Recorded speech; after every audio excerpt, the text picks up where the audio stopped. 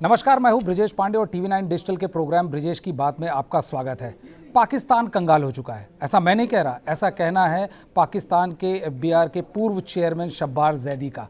उनका कहना है कि पाकिस्तान पूरी तरह से बैंकरप्ट हो चुका है और जितनी जल्दी इस सच से वो साबका कर ले उतना ही उसके लिए बेहतर है। इस मुद्दे पर और बातचीत करने के लिए हमारे साथ इंडिया से फोन लाइन पर हैं रोहित शर्मा और पाकिस्तान से सीनियर जर्नलिस्ट आरजू काजमी। रोहित, सबसे पहले मैं आपसे सवाल करूंगा कि पाकिस्तान के पूर्व एफबीआर के चेयरमैन का कहना है कि पाकिस्तान पूरी तरह से कंगाल हो चुका है, इस बारे में आपका क्या कहना है? देखिए, ये पहले भी इमरान खान खुद ही बोल चुके हैं कि भाई हमारे पास पैसा नहीं है कंट्री चलाने के लिए।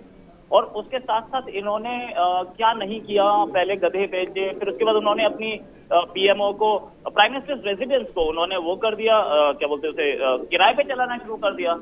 और उसमें शादियां हो रही थी बाकायदा। खुद तो रह रहे हैं कहीं बानी गल्ला में, अपना एक first class farm house type बना रखा है, प्राइम मिनिस्टर्स रेजिडेंस किराए पे चल रहा था। देन गधे बेचे और क्या क्या नहीं बेचा। Like they're trying their level best कि कहीं से पैसा आ जाए। इवन पाक तो गिरवी रख दिया। तो सच तो यह पैसा नहीं है। अगर उधर से यूएई ने पैसा मांग लिया तो इन्होंने चाइना से लेके दिया।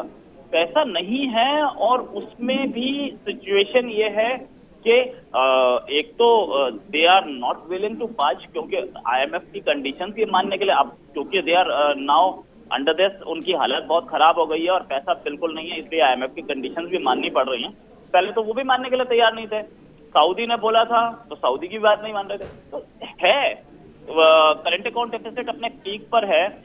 इनके ऊपर लोन जो है बढ़ते जा रहे हैं, 50 ट्रिलियन तक पहुंच गया, 50 ट्रिलियन रुपीस का कर्जा। अब ये सूरत हाल तो बहुत अच्छी नहीं, बिल्कुल रोहित। आरजू, आपको कैसा लगता है? आप एक पाकिस्तानी जर्नलिस्ट हैं और पाकिस्तान के ही एक बड़े अधिकारी का ये कहना है कि हम पूरी तरह से कंगाल हो चुके हैं। आपको कैसा लगता है एक पाकिस्तानी के तौर पे?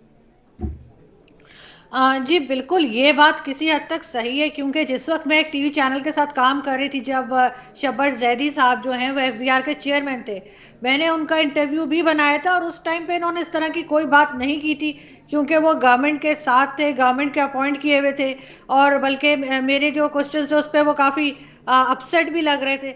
लेकिन अब हमारे यहाँ ये रिवाज है कि जो भी गवर्नमेंट से बाहर चला जाता है उसके बाद वो सच बोलना शुरू कर देता है।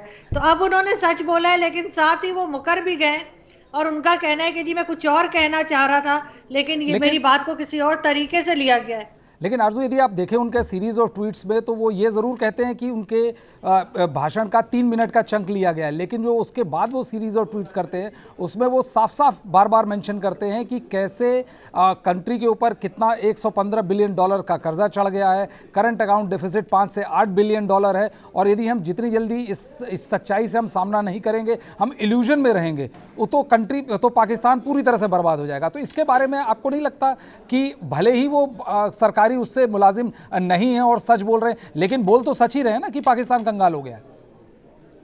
जी बिल्कुल, वो सच बता रहे हैं और यहाँ पे इकोनॉमी की सिचुएशन काफ़ी ख़राब है। अब जो उसके बाद बात कर रहे हैं कि मैं कुछ और कह रहा था, तो वो तो हो सकता है, सभी जानते हैं कि हमारे यहाँ सॉफ्टवेयर अपडेट हो जाता है, तो उनका सॉफ्टवेयर अपडेट हो गया होगा और इसलिए अब जो है शब्बार जैदी साहब जो हैं वो आए बाएं शाएं कर रहे हैं। लेकिन सच्ची बात वही है जो उन्होंने कही है। इकोनॉमी सिर्फ इमरान खान की बात नहीं है, पिछली गवर्नमेंट्स में भी इकोनॉमी हमारी तकरीबन ऐसी ही थी और खैर इमरान खान के टाइम में ज़्यादा ख़राब हो गई है, लेकिन कभी भी किसी गवर्नमेंट ने पाकिस्तान में इकोनॉमी के ऊपर काम नहीं किया, ना ही एजुकेशन पे किया है। तो ये रिजल्ट तो आना ही था। हमारे मानने या ना मानने से सच्चाई बदल नहीं जाएगी। जिस तरह से हम सारी दुनिया के पास जा रहे हैं लोन्स मांगने के लिए, कभी लोन्स माफ़ करवाने के लिए, कभी फंड्स के लिए, कभी डोनेशन के लिए, जब हम सऊदी अरब से चावल तक मांग के ले आए हैं, तो और क्या चीज़ रह गई है जो ये डिक्लेयर करे कि हमारी इकोनॉमी की क्या हालत है। लेकिन अच्छी बात यह होगी अगर हम इस सच्चाई को मान जाएं और उसके बाद उसको सही करने के लिए कोशिश करें। लेकिन आरजू, आपको नहीं लगता कि बतौर एक पाकिस्तानी आपके लिए बेहद शर्मनाक स्थिति होती है कि आप पाकिस्तान को दूसरे देशों के आगे, जैसे अभी आपने कहा, चाहे वो सऊदी अरेबिया हो, चाहे वो चाइना हो, उसके आगे भीख मांगनी पड़ती है और कि केवल वो डे टू डे सस्टेनेंस पे चल सके? आपकी एम्बेसी कहीं से ट्वीट करती है कि 4 महीने से तनख्वाह नहीं मिल रही। बतौर पाकिस्तान आपके लिए क्या शर्मनाक स्थिति नहीं है? क्यों नहीं है कि कोई भी होगा उसको शर्म आएगी, कोई भी होगा वो एम्बैरेस जरूर फील करेगा। लेकिन प्रॉब्लम ये है कि जो लोग मुल्क चला रहे हैं, जिनके हाथ में पावर है, जो चेंजेस ला सकते हैं, जो पॉलिसीज बना सकते हैं, उन्हें कोई फर्क नहीं पड़ रहा पाकिस्तान में, क्योंकि ना तो उनकी प्रॉपर्टीज पाकिस्तान में है, ना उनकी फैमिलीज पाकिस्तान में है, ना उनके बच्चे, ना कुछ, तो उन्हें कोई फर्क पड़ता नहीं। आम जो सिटीजन है उन्हें फर्क पड़ता है और वो बात भी करते हैं, शोर भी मचाते हैं, लेकिन इससे ज्यादा वो कुछ कर नहीं सकते, क्योंकि चाहे हमारे जैसे आप कहते हैं एस्टैब्लिशमेंट के लोग हो, चाहे बिल्कुल। गवर्नमेंट हो, चाहे पॉलिटिशियंस हो, सबके सब जो हैं उनको कोई इससे फर्क पड़ता नहीं है कि वो कहाँ से पैसे मांग रहे हैं और क्या कर रहे हैं। लेकिन अब अगर इनको यहाँ पे गवर्नमेंट चलानी है, मिनिस्टर्स बनना है, तो इनको इस चीज के ऊपर सीरियसली काम करना ही पड़ेगा। रोहित, जैसा अभी आरजू कह रही थी कि हो सकता हो शब्बार जैदी का सॉफ्टवेयर अपडेट हो गया हो, तो क्या उनका सॉफ्टवेयर अपडेट हो गया है? क्या है कि बोलेगा जो, जैसे कि वो एक इनके अयाज सादिक एक फॉर्मर स्पीकर थे असेंबली के, जिन्होंने असेंबली में ही बोला, नेशनल असेंबली में बोला कि जिस दिन इंडिया गुस्से में आया और अटैक करने वाला था तो वो आए आर्मी चीफ और आकर के बोले, टांगे कांप रही थी, पसीने आ रहे थे। उसके बाद इतने प्रेशर में ले आया गया कि उन्होंने अपनी स्टेटमेंट से रिट्रैक्ट कर लिया। इनके साथ भी यही हुआ, हामिद मीर के साथ भी यही हुआ। हामिद मीर पहले तो बोल गए कि हमें पता है, वो हमें ना बताएं, तो वो इनफैक्ट एक जर्नलिस्ट के साथ मारपीट हुई थी और उसकी गर्लफ्रेंड पे पुलिस आरोप लगा रही थी, तो उन्होंने बोला कि किसी ने क्वेश्चन पूछा कि वो लड़की कौन है, तो बोले लड़की को तो नहीं जानता, उसकी माँ को जानता हूँ, उसका नाम जनरल रानी था और वो जनरल की बड़ी खरीदी थी। उसके बाद हामिद मीर को इतने प्रेशर में ले आया कि वो सारी चीजें छोड़ के भाग गए और उन्होंने कभी बोला भी नहीं उसके बारे में, पीछे रिट्रैक्ट कर गए स्टेटमेंट को। तो ये प्रेशर है, जिस प्रेशर में अब अगर आप नहीं बोलेंगे तो वहां से आएगा ना 111 ब्रिगेड। ये 111 नंबर जरूर याद रखना, बड़ी इंपॉर्टेंट ब्रिगेड है, रावलपिंडी में बैठी जाती है और उसको जिधर की ओर इशारा किया जाता है। पहले मुशर्रफ साहब को बिठाया, उससे पहले भी 2 बार उसने आर्मी चीफ बिठाए। तो 111 ब्रिगेड इज वेरी इंपॉर्टेंट, जिसे संकट मोचन बोलते हैं पाकिस्तानी सेना की, वो बड़े प्यार से काम कर लेती है। आरजू, आपको लगता है कि ये 111 ब्रिगेड का खतरा है, जिससे कि उनका सॉफ्टवेयर अपडेट हो गया और तुरंत उन्होंने अपनी बात पलट दी, या उनके अंदर मतलब खुदा का खौफ आ गया कि भैया अब जिंदा रहना है तो फिर अपनी बात को मॉडिफाई करके रहना है? नहीं, मुझे नहीं लगता कि उनके अंदर कोई खुदा का खौफ आ गया, इसलिए कि खुदा का खौफ यहाँ किसी को नहीं है। अगर किसी को खौफ है तो वो यही है कि सॉफ्टवेयर अपडेट ना हो जाए, या फिर ये कि अगर किसी शॉप में या मॉल में जाते हैं तो वहां भी कैमरा के डर से चोरी नहीं करते। लेकिन खुदा का डर हमें नहीं है, मगर हाँ बिल्कुल, क्योंकि रोका गया होगा, क्योंकि उनकी बात को आप लोगों ने भी जैसे उठाया है, सारी दुनिया में सुना गया है, तो एक तरह से जो है वो एक बात हमने एक्सेप्ट की है, तो वो चीज़ कहीं ना कहीं डैमेजेस तो डालती है। लेकिन अगर वो ये बात ना भी करते तब भी सारी दुनिया जानती है कि कभी चाइना से, कभी अमेरिका से, कभी किसी और कंट्री से, कभी सऊदी अरब से अगर हम लोन मांग रहे हैं तो इसका मतलब है कि हमारे पास पैसे नहीं है, हम शौकिया तो नहीं मांग रहे। तो ये चीज़ तो बहुत पहले लोगों को समझ आ चुकी थी, और अब बात सिर्फ इतनी रह गई है कि जो यहाँ पे हुकूमत कर रहे हैं, जो गवर्नमेंट चला रहे हैं, मुल्क चला रहे हैं, वो इस बात को एक्सेप्ट करें और उसके बाद कोशिश करें कि इस प्रॉब्लम में से निकला जा सके। वरना जिस वक्त दुनिया ने डिक्लेयर कर दिया कि जी दिवालिया हो गए, तो उसके बाद इनके पास कुछ कहने को नहीं रह जाएगा। आरजू, एक और चीज़, क्या आपको नहीं लगता कि बतौर पत्रकार की पाकिस्तान के लिए चीन की दोस्ती भी जी का जंजाल बन गई है? जैसे शब्बार जैदी ने एक और बहुत इंपॉर्टेंट चीज़ कही कि एक चीज़ उनकी समझ के बिल्कुल परे था, वो था CPEC, China Pakistan economic corridor, जिसके तहत रोड बनने थे, जिसके तहत रेलवे लाइन बिछनी थी, जो $47 बिलियन का प्रोजेक्ट था, अब वो बढ़ के $62 बिलियन क्रॉस कर गया, तो उनको वो भी नहीं समझ में आ रहा है। तो आपको नहीं लगता चाइना की दोस्ती, जो आपका सबसे बड़ा हमदर्द बनने की कोशिश कर रहा है, वो आपके लिए बेसिकली इकोनॉमिक जी का जंजाल बनता जा रहा है?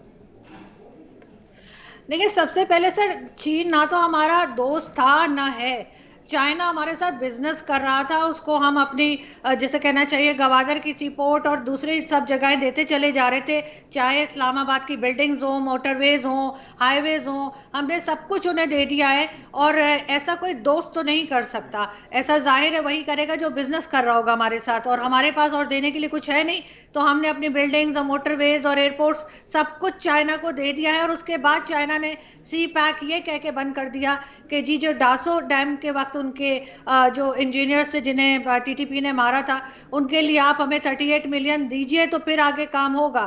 तो ये चीज़ तो साफ जाहिर करती है हमारे जो हम डबल पॉलिसी रखते हैं कि जी चाइना हमारा दोस्त है। चाइना हमारा दोस्त कभी भी नहीं है, और जो दोस्त होते हैं वो बल्कि हमारा बॉस है। हम हमारे दो बॉस हैं, एक अमेरिका है, आईएमएफ है जिससे हम पैसे लेते रहते हैं।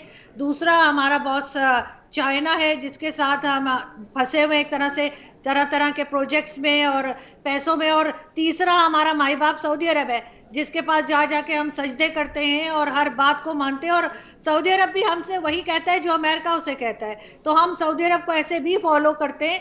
तो अभी भी हमारे एक ट्रेंड चल रहा था, सऊदीया ने जो म्यूजिक कंसर्ट्स वगैरह करवाए हैं और स्टेटमेंट्स दिए हैं उसके ऊपर एक उसके अगेंस्ट ट्विटर पे ट्रेंड चल रहा था। तो हम लोग यही कह रहे थे कि फिर इनको इनके पैसे भी वापस कर देने चाहिए और एम्बेसडर को भी बाहर निकाल दें, एम्बेसी के आगे भी धमाल डालना शुरू कर दें।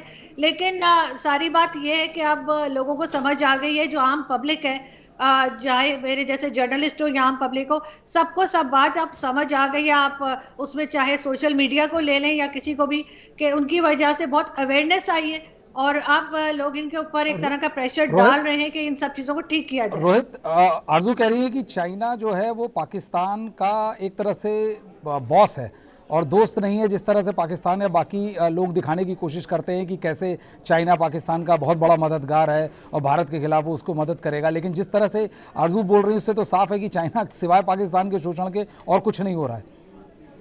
देखो यार, एक चीज के अगर आप मेरे दोस्त हैं और मेरे से गलती से आपकी कार का एक हेडलाइट फूट जाए तो आप मुझसे पैसे थोड़ी मांगोगे। धातु में जो इंजीनियर मांगे उसके मरे हैं, उसका कंपेंसेशन मांग रहा है, तो वो दोस्त तो नहीं है किसी भी सूरत हाल में। बिल्कुल। दूसरी चीज, जिस तरीके का अभी ग्वादर में प्रोटेस्ट हुआ, पूरा ग्वादर ही नहीं पूरा बलूचिस्तान की ओर जा रहा था ये प्रोटेस्ट, ऊपर से जो कोस्टल बेल्ट है उसमें भी वहां पर हो क्या रहा था कि लोगों का, ग्वादर का प्राइमरी ऑक्यूपेशन फिशिंग था, वहां चाइनीज ट्रॉलर्स आ गए थे और लोग अपनी रोजी रोटी भी नहीं निकाल पा रहे थे। तो ये प्रोटेस्ट में लेडीज ने जिस तरीके से पार्टिसिपेट किया उसमें, और उन लोगों ने सीधे सीधे बोल दिया कि नहीं, हम आश्वासनों पे नहीं जाएंगे, किसी प्रोमिसेस पे नहीं जाएंगे।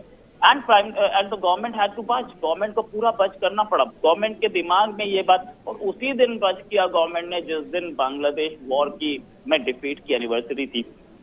कुछ सिंबॉलिक नहीं था, बट द फैक्ट रिमेन्स कि किस तरीके से चाइना इनको प्रेशराइज कर रहा है कि मेरे ट्रॉलर्स काम करेंगे। अभी तो कराची पोर्ट भी दे दिया और एक पाइपलाइन दे दी, क्योंकि पैसा है नहीं, वो सबका, वो बिल्कुल मालिकाना हक, मालिक बनता जा रहा है, मालिक से ऊपर कुछ नहीं कहा। बिल्कुल। आरजू, एक लास्ट सवाल आपसे कि जिस तरह से चाइना की इकोनॉमिक हालत एकदम खस्ता हाल है, स्थिति बद से बदतर होती है, उसके बावजूद जो पाकिस्तान का इन्वॉल्वमेंट है, चाहे वो आतंकवाद हो, चाहे वो अफगानिस्तान की सिचुएशन का फ़ायदा उठाना हो, या इंडिया के साथ जो लगातार एक फिशर चल रहा है क्रॉस बॉर्डर टेररिज्म और उस सब को, आपको नहीं लगता कि आपके जो हुक्मरान हैं उनके अंदर एक नैतिक, मतलब छोटी सी भी समझ नहीं है कि सबसे पहले इकोनॉमी लाएं, देश को पटरी पे लाएं, देश रहने लायक बनाएं, फिर बाकी चाहे आप बाद में किसी से लड़े या ना लड़े, या ऐसे देश का साथ लेने का, दम भरने की, दोस्ती का दम भर रहे हैं जो आपको पूरी तरह से इकोनॉमिकली एक्सप्लॉइट कर रहा है?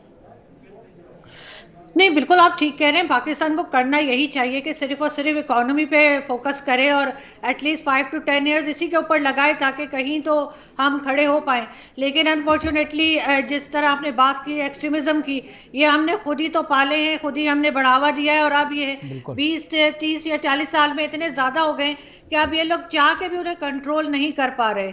और बहुत से सेक्शंस ऐसे हैं जिससे जो इनको सपोर्ट भी कर रहे हैं। अगर आप एस्टैब्लिशमेंट की बात करें या गवर्नमेंट की, तो 50% लोग सपोर्ट कर रहे हैं, तो वो कैसे कंट्रोल करेंगे? बिल्कुल बिल्कुल जी, बिल्कुल। रोहित, आपको क्या लगता है कि जिस तरह के चाल पाकिस्तान चलने की कोशिश कर रहा है, इकोनॉमिकली खस्ता हाल है, सूरत हाल एकदम बर्बाद है, लेकिन उसके बावजूद लगातार किसी न किसी तरह भारत के साथ छद्म युद्ध करना, क्रॉस बॉर्डर टेररिज्म इंडल्ज करना, वे आउट क्या है?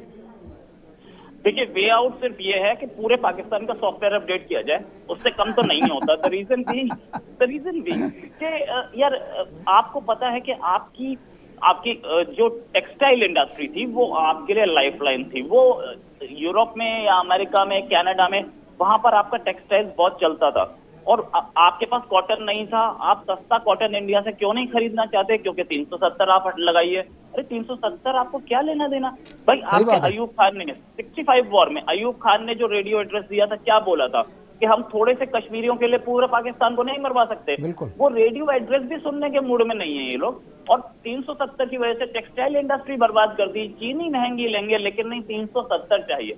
तो ये जब तक ये इस माइंडसेट से बाहर नहीं निकलेंगे, इस हैंगओवर से बाहर नहीं निकलेंगे, तब तक तो मुझे नहीं लगता पाकिस्तान का कुछ बेटर हो पाएगा। बांग्लादेश बाजी मार गया यार टेक्सटाइल्स में, ये नहीं कुछ कर पाएगा। बिल्कुल क्या है बिल्कुल बिल्कुल, पाकिस्तान कंगाल हो चुका है। इस मुद्दे पर हमसे बात करने के लिए रोहित आपका और पाकिस्तान से आरजू आपका बहुत बहुत धन्यवाद। तो ये थी बात ब्रिजेश की बात में आज की।